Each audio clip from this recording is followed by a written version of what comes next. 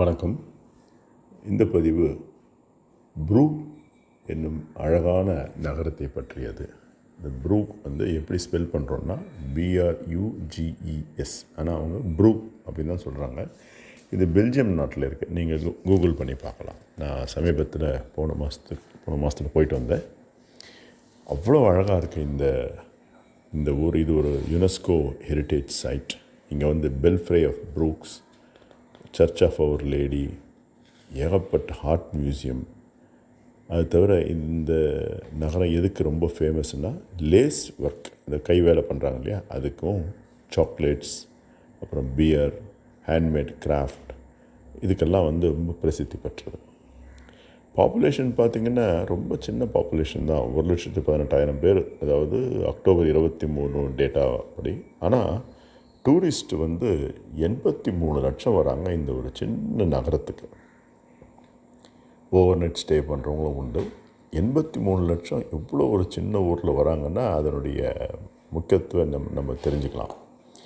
இத்தனை பேர் வந்தாலும் அந்த ஊர் அவ்வளோ அழகாக சுத்தமாக வச்சுருக்காங்க. அது ஒரு முக்கியமானது. ஆனால் இப்போ இதில் நமக்கு என்ன நம்ம பிஸ்னஸ் பண்ண முடியும் அப்படின்னு சொன்னால், அங்கே நிறைய ரெஸ்டாரண்ட்ஸ் இருக்குது. ஆனால் ஒரு ரெஸ்டாரண்ட்டோ இல்லை ஒரு கடையோ தமிழர்கள் கிடையாது. பட் இந்தியன்ஸ் இருக்கிற ரெஸ்டாரண்ட் பார்த்துருக்கேன். அநேகமாக அவங்க நார்த்லேருந்து வந்தவங்களாக இருக்கணும், இல்லை பாகிஸ்தானிஸாக இருக்கலாம். நம்ம என்ன பண்ணலாம் அப்படின்னா, இந்த பெல்ஜியம் நாட்டில் இருக்கிற தமிழர்கள் மூலமாகவோ, இல்லை அங்கே இருக்கிற இந்திய தூதர் மூலமாகவோ, இல்லை இந்தியாவில் இருக்க பெல்ஜியம் நாட்டு தூதர் மூலமாகவோ அங்கே நமக்கு ஒரு ப்ரெசன்ஸ் வேணும். குறிப்பாக தமிழ்நாட்டில் பார்த்திங்கன்னா, நான் இது ஒரு 83 லட்சம் மக்கள் அங்கே ஒரு டூரிஸ்ட்டாக வர்றதுனால வர்றவங்களும் நல்லா செலவு பண்ணுறாங்க. அதை நல்லா பார்த்தேன் நான். அங்கே நம்முடைய தஞ்சாவூர் பெயிண்டிங்ஸோ, இல்லை நம்முடைய அந்த தஞ்சாவூர் பொம்மைன்னு சொல்கிறாங்க இல்லையா, அந்த மாதிரி மர வேலை செஞ்ச பொம்மைகளோ, அது மாதிரி நம்ம மகாபலிபுரத்தில் இருக்கிற சிலைகளோ, இல்லை தமிழ்நாட்டிலேருந்து இருக்கிற இந்த ஹேண்டிகிராஃப்ட்ஸ் அங்கே கொண்டு போய் நம்மளால் வைக்க முடிஞ்சால் இது ரொம்ப பெரிய வரவேற்பு அங்கே கிடைக்கும். ஆனால் இதுக்கு நிறைய நம்ம ப்ரொமோஷனல் ஆக்டிவிட்டி பண்ணணும்.